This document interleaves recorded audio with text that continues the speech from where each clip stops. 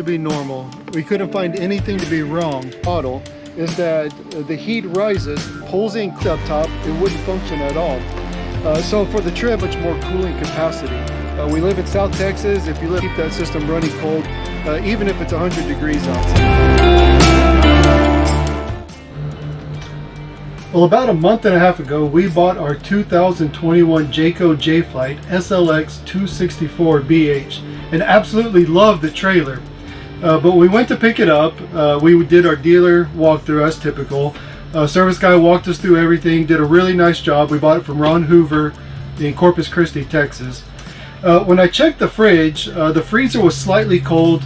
The refrigerator wasn't cold at all. So I asked the technician about it, and he said that it takes a while for them to get cold. It could take up to 24 hours, in fact, on warm days for your fridge to get the temperature, and that everything was functioning as it should. So taking his word for it, we got it out on the road. The very first night we realized that the fridge did not cool at all.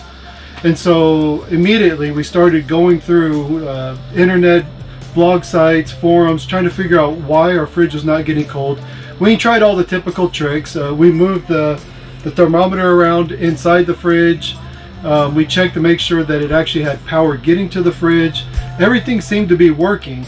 Nowhere online could I figure out why it wasn't working besides a complete cooling system failure. Well, that night around midnight, it dawned on me, maybe it wasn't getting proper airflow to cool the evaporator coil, to cool the cooling system on the back side of the fridge. So let me show you what we found. So when you open up the vent for the refrigerator, everything looked to be normal. We couldn't find anything to be wrong. So the only thing I could figure that it wasn't getting proper ventilation.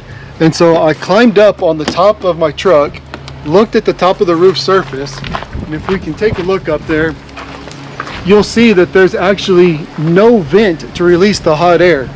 The way that the Norcold refrigerator works in this model is that the heat rises, pulls in cold air to help cool the cooling system on the refrigerator.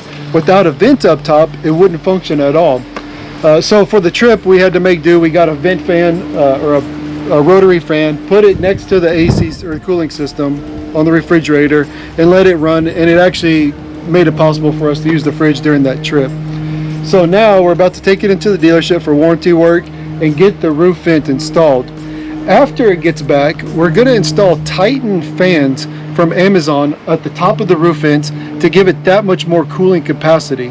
We live in South Texas. If you live in Arizona, New Mexico, places where it gets warm, that additional rising of the heat using those fans is going to help keep that system running cold, even if it's 100 degrees outside.